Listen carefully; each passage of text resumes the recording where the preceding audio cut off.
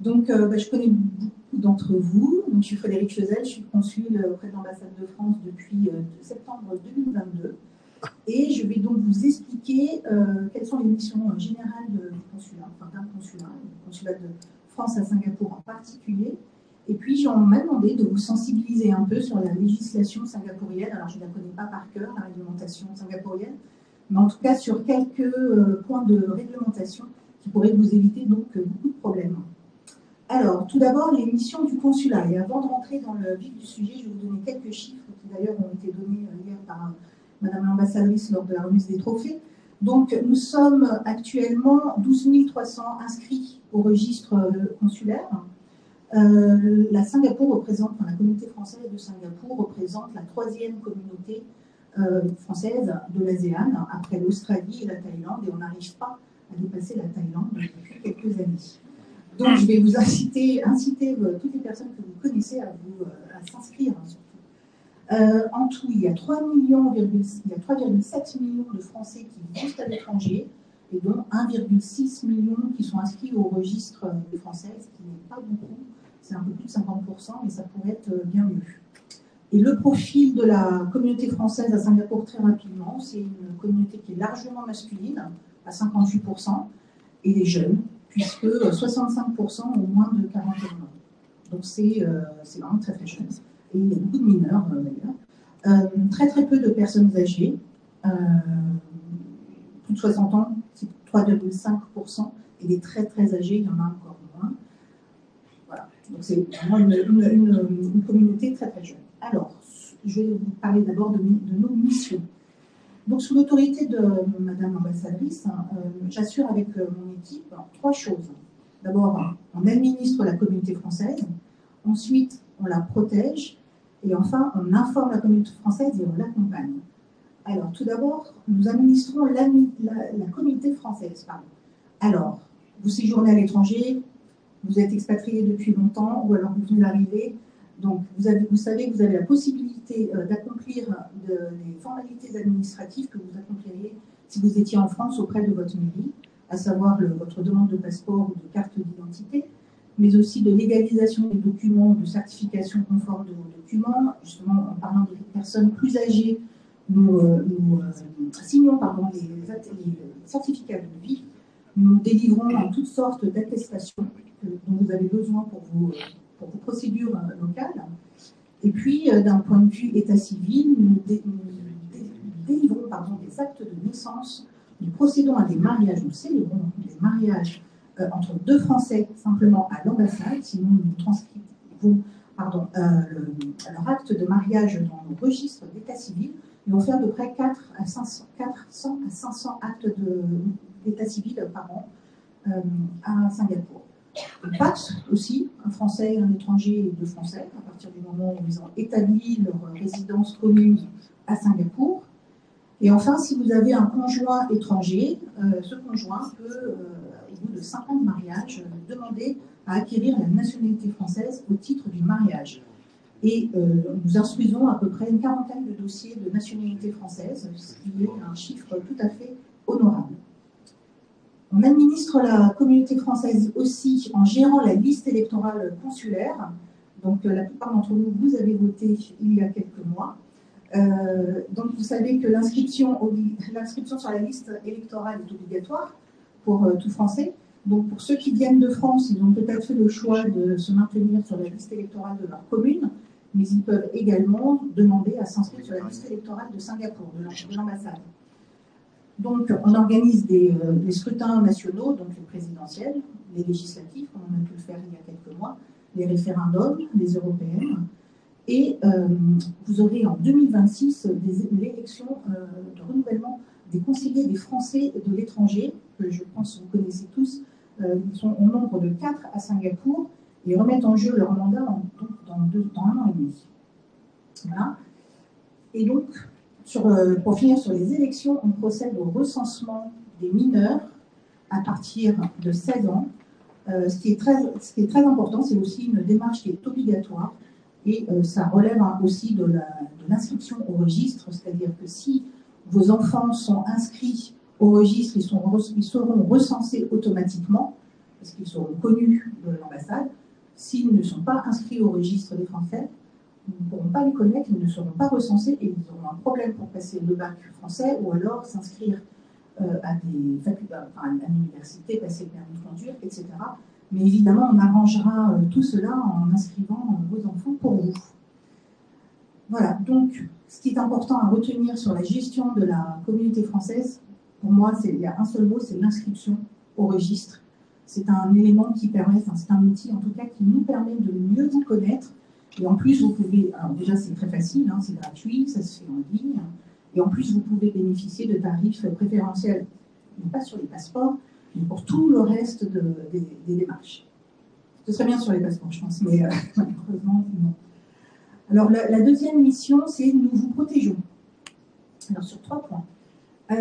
Donc, conformément à la Convention de Vienne sur les relations consulaires entre les États, donc les ressortissants français bénéficient de la protection consulaire de la France. Donc, ça veut dire quoi? Ça veut dire que si vous avez un problème avec la police, vous commettez un délit, on ne va pas vous sortir de prison, ça par contre, souveraineté de l'État, nous ne pouvons pas vous extraire de prison. Par contre, ce qu'on peut faire, c'est venir vous rendre visite. Vous rendre visite, mais c'est important, vous rendre visite parce que ici à Singapour, ça va, mais dans d'autres pays, c'est beaucoup plus compliqué. C'est beaucoup compliqué parce que les conditions d'incarcération sont affreuses. Et donc, on peut au moins manifester le fait que nos ressortissants français ne sont pas bien traités. Là, j'ai pu le faire dans un autre poste. Et dans certaines prisons à l'étranger, mais pas à Singapour, il y a des VIP sections. Et donc, nos Français sont incarcérés plutôt dans les quartiers un peu privilégiés des prisons. J'ai connu ça au Burkina Faso. Donc, ici, ce n'est pas le cas. Les conditions carcérales sont quand même, malgré tout, c'est la prison, c'est difficile. Hein. Il ne faut pas se le cacher. Donc, on va visiter de manière régulière les détenus, on se préoccupe de leur état de santé, de leur état psychologique. C'est difficile d'ailleurs. Et puis surtout que leurs droits soient respectés, c'est-à-dire que lorsqu'ils sont en début de procédure, qu'ils aient bien un avocat pour les accompagner dans leur procédure judiciaire. La deuxième situation, c'est si vous êtes confronté à une situation douloureuse, c'est-à-dire une hospitalisation, un accident, une maladie grave. Alors à Singapour, je sais que normalement les Français résidents en tout cas sont assurés. Donc l'hospitalisation qui est extrêmement élevée sera prise en charge par l'assurance, mais il y a aussi nos Français de passage, parce qu'on est compétents, évidemment, pour nos Français de passage. Donc, on dirige en fait nos compatriotes vers les structures locales. Alors, ici, il n'y a pas de difficulté particulière. Donc vers les hôpitaux, vers la police si c'est nécessaire. Et puis, dans des cas vraiment extrêmes, on peut participer, on peut aider à l'organisation d'un rapatriement sanitaire vers la France. Je n'ai jamais fait ici, je l'ai fait une fois en fait, c'est un rapatriement psychologique. Enfin, voilà, c'était sanitaire mais d'ordre psychologique pour la France. Voilà. Et sachez que nous avons une permanence téléphonique consulaire, ce qu'on appelle une astreinte consulaire, donc qui est ouverte 24 heures sur 24, donc tout le temps, du 1er janvier au 31 décembre, et qui est ouverte, donc, qui est tenue par mes collègues du consulat, mais pas seulement, il y a également mes collègues du service culturel, du service du secrétariat général de l'ambassade, de la chancellerie politique, qui répondent donc aux appels téléphoniques uniquement lorsqu'il y a une atteinte à la personne, c'est-à-dire quelque chose de grave. Justement, quand quelqu'un est accidenté, une personne qui a subi une agression sexuelle, une personne qui a été, qui se retrouve à l'hôpital, ou encore qui est victime d'un acte qui atteint sa personne. Donc, je ne retrouve plus mes notes. Voilà, pardon. Dans ces cas-là, nous vous répondons, et par contre, on ne répond pas à tout ce qui est relatif à des questions, par exemple, qui sont relatives au passeport. Je voudrais savoir quelles sont les pièces que je dois apporter pour renouveler mon passeport. Or, il est 10 heures du soir, donc nous ne répondrons pas à ces questions. Parce que ça arrive parfois, notamment des Français qui appellent de France et qui nous oublient le décalage horaire et qui nous réveillent à 3 heures du matin pour savoir quel temps il fait à Singapour. Donc là, on nous dit, le lendemain, on arrive un peu fatigué. Voilà. Et enfin, nous assurons votre sécurité en cas de crise. Donc à Singapour, on a une impression de sécurité absolue. Donc ça ne va peut-être pas vous parler, mais je suppose aussi que vous avez été expatrié dans d'autres pays où vous avez pu vivre éventuellement des crises sécuritaires un peu plus complexes. Enfin, ici, il n'y en a pas, sauf que le risque zéro n'existe pas.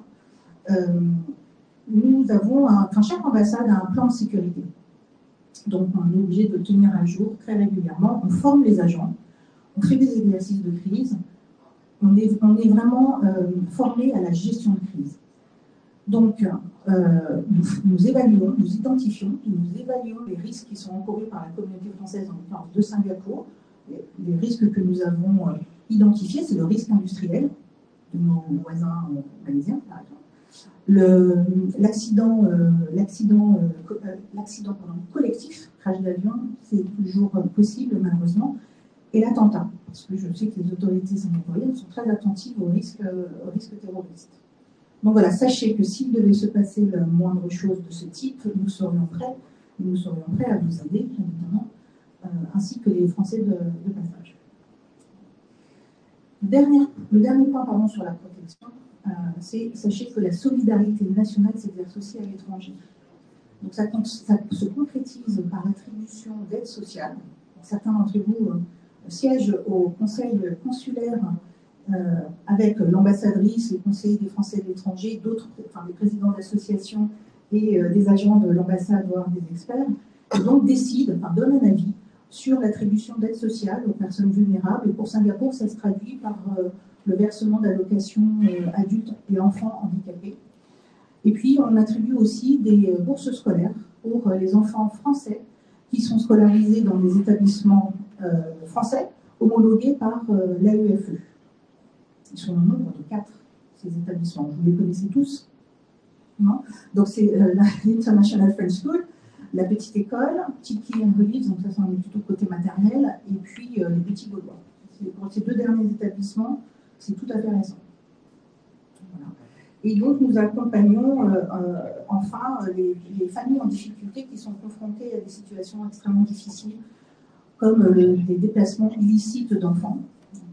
Je n'ai pas connaissance ici à Singapour, mais dans d'autres postes, oui.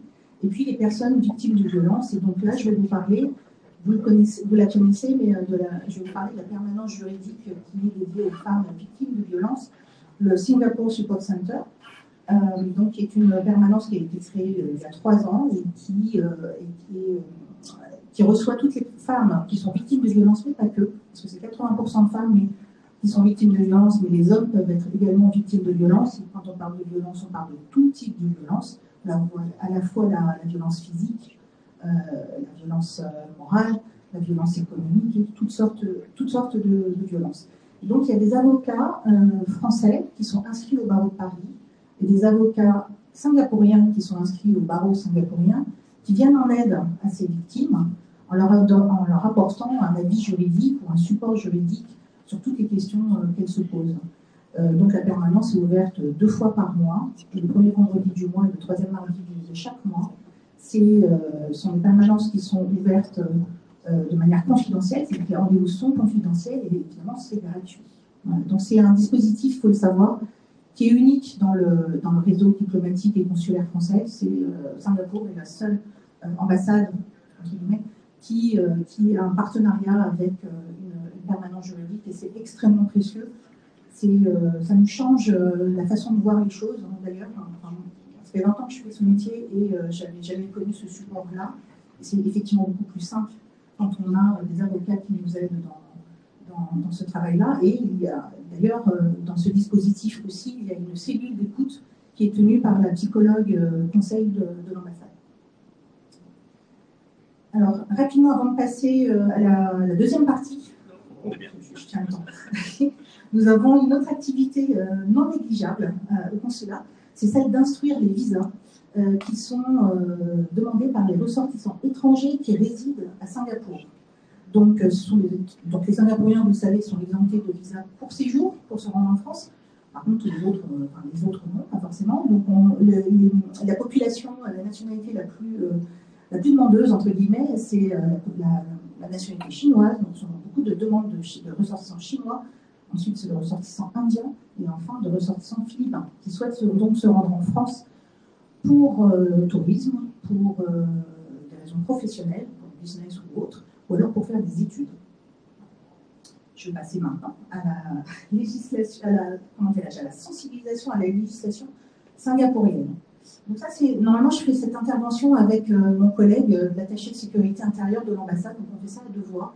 Donc c'est un peu plus vivant, et il connaît beaucoup de choses. Moi, c'est un peu moins vrai. Par contre, moi, mon côté, ce que je connais, c'est en fait tous ces Français qui ensuite viennent à nous, qui ont eu un problème avec parce qu'ils ont commis un délit ou non, pas un crime, alors, donc un délit, et qui viennent nous voir et on discute du fait que non, il ne faut pas consommer de la drogue à Singapour, par exemple, ou même quand vous consommez de la drogue en Thaïlande et que vous êtes arrêté à l'immigration à Singapour et que vous dites oui, j'ai consommé de la drogue en Thaïlande, vous allez devant les problèmes, mais en même temps, il ne faut pas mentir aux autorités singapouriennes.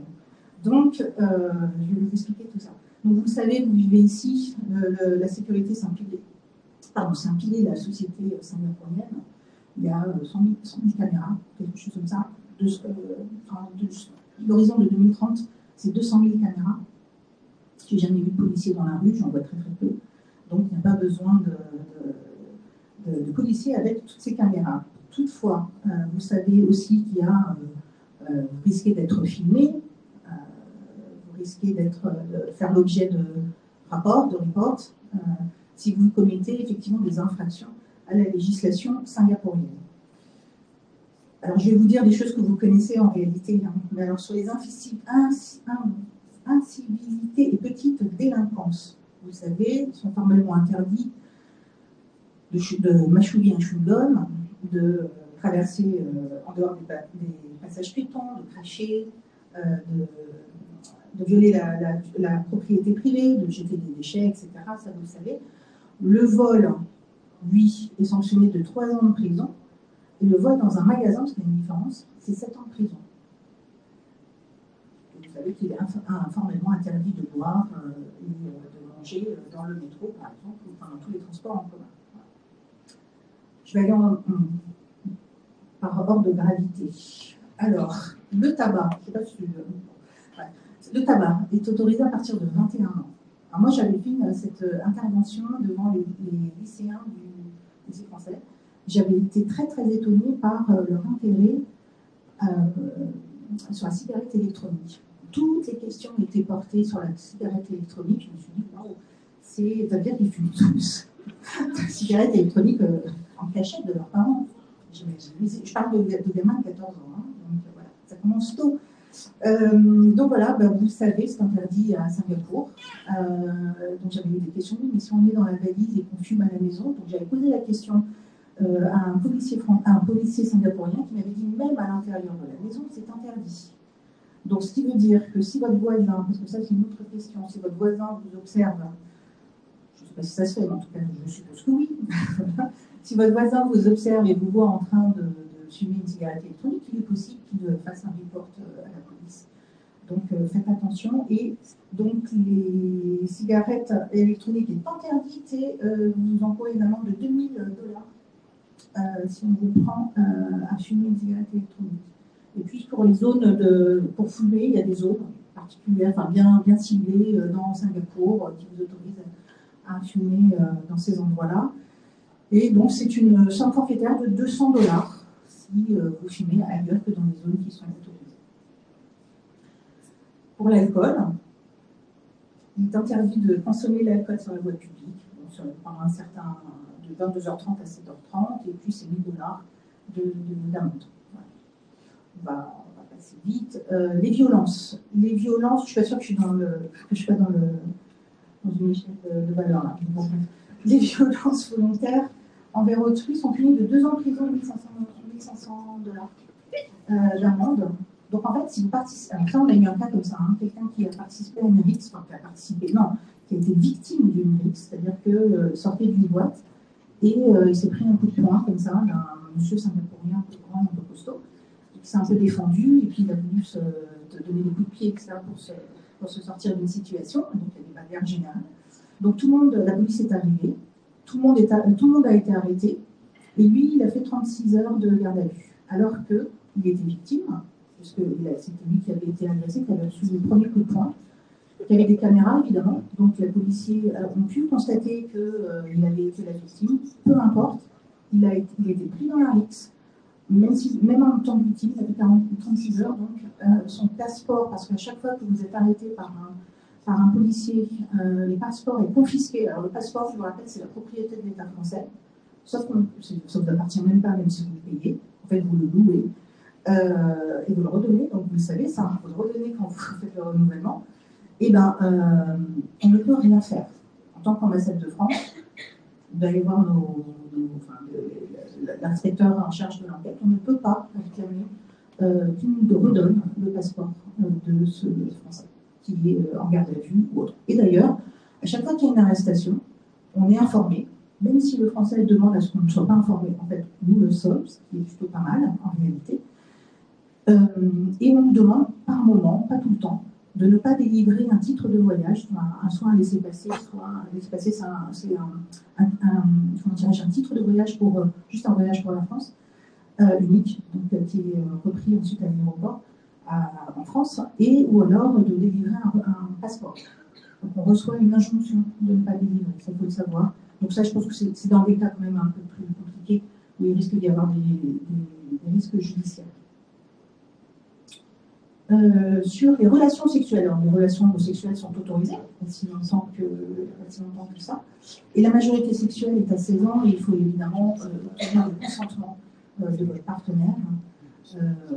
Alors moi, j'ai pas connu ça depuis 2022, mais je sais qu'il y avait une histoire d'un Français qui était assis dans un bus et qui, avec sa copine, il avait malencontreusement posé la main il a posé la main sur la cuisse de sa copine, sauf qu'en fait, c'était pas sa copine, c'était une Singapourienne. Et parce qu'en fait, sa copine s'était installée ailleurs, il n'avait pas fait attention, enfin, c'est ce qu'il a dit en tout cas. En fait, il a eu des problèmes. Alors, comme j'étais pas là, je ne peux pas vous dire sur à quoi il a été condamné, mais c'est problématique. Et il faut savoir, j'en profite, parce que vous savez, j'ai des réunions avec mes collègues européens. Et par exemple, je crois que ça devait être nos Danois, nos collègues danois ou autres, qui nous disaient qu'ils avaient un certain nombre de leurs ressortissants dans les prisons de Changi, parce que c'était des ressortissants européens de passage, qui n'avaient pas été en mesure de payer la caution, parce que vous le savez, la caution ici ne peut être payée que par un Singapourien majeur, ni par la personne qui a été arrêtée, ni par la famille de cette personne, les amis. À partir du moment où ils ne sont pas Singapouriens, ce n'est pas possible. Et donc, vous imaginez bien, pour un Français de passage, par exemple, qui ne connaît personne à Singapour, c'est compliqué. Donc vous êtes expatrié, vous connaissez des Singapouriens, si vous avez de très très bons amis, ils accepteront de payer 5 000 $ ou 10 000 $ pour vous sortir de garde à vue. Ça les engage énormément. Sinon, s'il n'y a pas cette somme, vous finissez en prison dans l'attente du jugement. Donc, et pour des petites peines, pour des choses, c'est pas des peines, parce que mettre la main sur la cuisse d'une jeune fille, c'est une agression sexuelle, mais lorsqu'il y a eu une erreur comme ce cas-là, ça peut avoir des conséquences quand même très, très lourdes. Et je comprends que ces ressortissants européens sont en prison depuis des mois parce qu'il n'y a pas de solution de payer leur caution. Je vais finir sur la drogue, le plus important, entre guillemets. Donc toutes les drogues sont interdites, absolument toutes. La peine de prison peut aller de 10 ans, 20 000 dollars singapouriens jusqu'à la peine de mort. Donc la peine de mort, c'est le trafic de drogue. Donc on a eu un cas d'un Français résident qui avait fumé sur son balcon, donc la délation, son voisin l'avait dénoncé auprès de la police parce que ça sentait, et il avait également de la drogue chez lui. Pas grand-chose, pour la France, c'est pas grand-chose. J'en ai parlé à l'attaché de sécurité intérieure, mais il dit 12 grammes, ce n'est rien en France. Pour Singapour, ça lui a valu 1 an et demi de prison. Et encore, sa peine aurait pu être de 10 ans. Donc, ils sont bien sortis, entre guillemets. Voilà. Donc, je vous incite à me... Enfin, c'est surtout pour les plus jeunes, du coup, enfin, les plus âgés, enfin, les personnes de nos âges aussi, mais pour les plus jeunes, il faut être extrêmement vigilant, parce qu'on a envie d'essayer des choses, et en fait, on essaye des choses en dehors de Singapour, mais certainement pas ici. Voilà, je crois que je vais... En fait, voilà ma présentation de la législation singapourienne. Merci beaucoup. Merci beaucoup, Madame la Consul.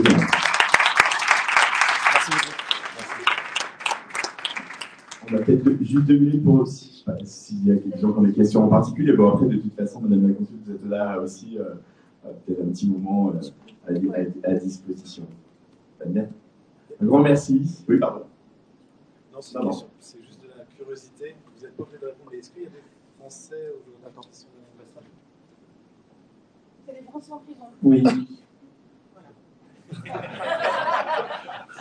Je vais demander combien. Il y en a qui sont partis, il y en a qui sont rentrés, il y en a qui sont sortis, il y en a qui y sont encore, évidemment, et je fais des visites. Voilà, je vais en faire une la semaine prochaine. Voilà.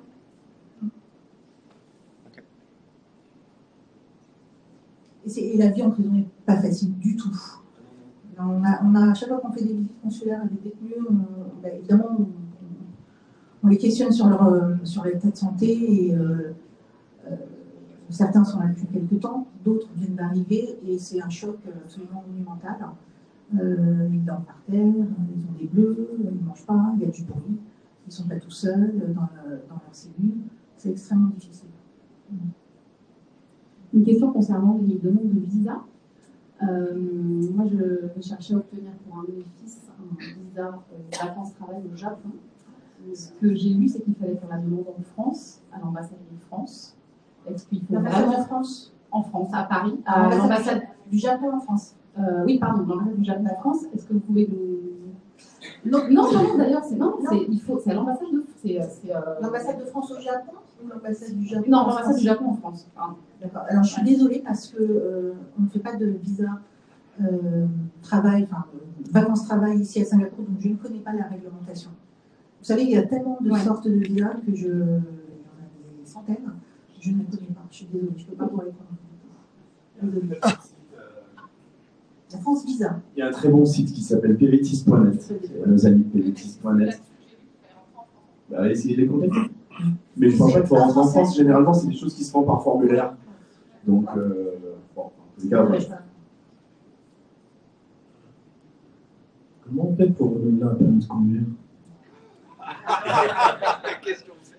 On fait beaucoup de choses, mais on ne fait pas ça. Non, mais alors, il y a des informations qui sont publiées sur le site internet, parce qu'effectivement, je vous ai dit que je vous informe aussi. On a d'informations, on a un site internet qui tient à jour régulièrement. Normalement, toutes les formalités se font en France. Nous, on ne s'en occupe absolument pas. Au consulat, dans aucun consulat de France, on s'occupe de renouvellement de permis. Mais il y a des règles. Si on a perdu son permis, on ne peut pas le renouveler. Ben non, parce que vous avez un permis singapourien. Vous êtes censé échanger votre permis. C'est une obligation. Alors, vous conduisez avec votre passeport singapourien. Et quand vous rentrez en France, eh ben, peut-être que vous devrez repasser le permis français. Si vous avez le permis. Ah bon? C'est possible. Non, mais vous avez votre permis singapourien? Oui. Je suis pas sûre.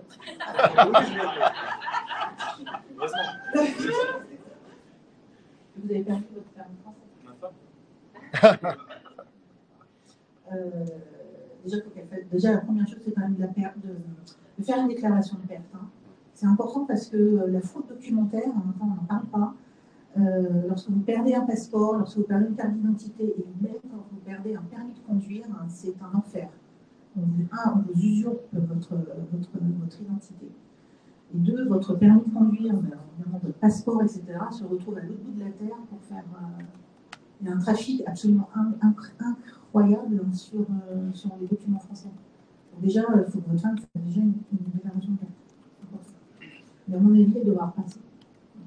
Ça fait longtemps qu'elle est à l'étranger. Vous pouvez m'envoyer un message en fait, et puis je vous répondrai pas. Je refasse la recherche.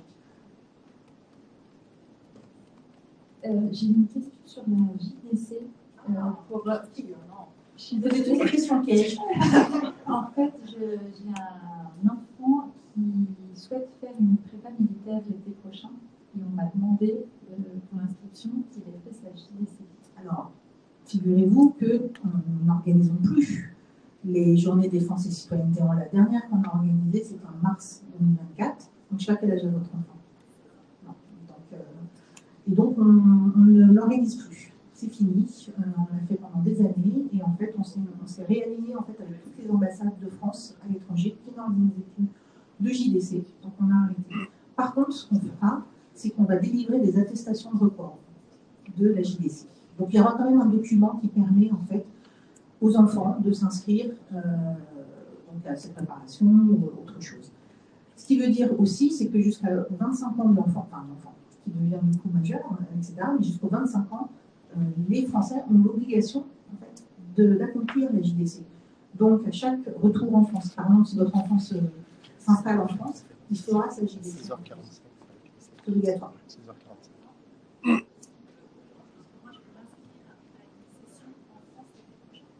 Alors, tout à fait, parce que quand vous partez en congé et que si vous restez suffisamment longtemps, prenez la tâche de votre mairie ou comment on appelle ça, en tout cas, c'est le centre militaire en fait, de votre région, pour connaître les dates de JDC qui sont organisées dans votre région.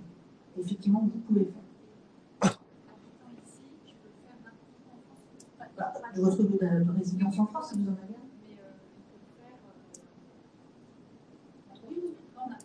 Sinon, vous pouvez prendre la tâche, alors vous avez toutes les informations donc, sur le site internet, il y a la tâche du centre de Perpignan qui est compétent pour les Français de l'étranger. Vous pouvez leur poser la question où votre fils peut faire sa JDC. Merci beaucoup. Merci à tous. Merci Madame la conseillère. Je vous laisse poursuivre. La prochaine conférence ici, c'est à 16h45 avec les SEC. Et après, on aura d'autres conférences. Et je vous rappelle qu'en fin de journée, donc la dernière conférence, ça sera avec la CFE à 18h45. Et après, il y a un cocktail à 19h30 dans l'amitié. Merci beaucoup. Merci Hervé. Je te laisse du coup là gérer. Donc ça, je me déconnecte de tout et je te laisse gérer.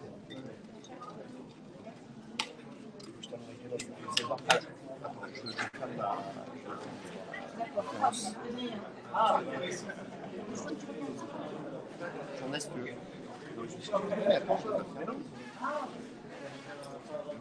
Je sais pas s'il commence à se connecter. Ouais, j'étais pas trop longue. C'était super. Non, super. Merci.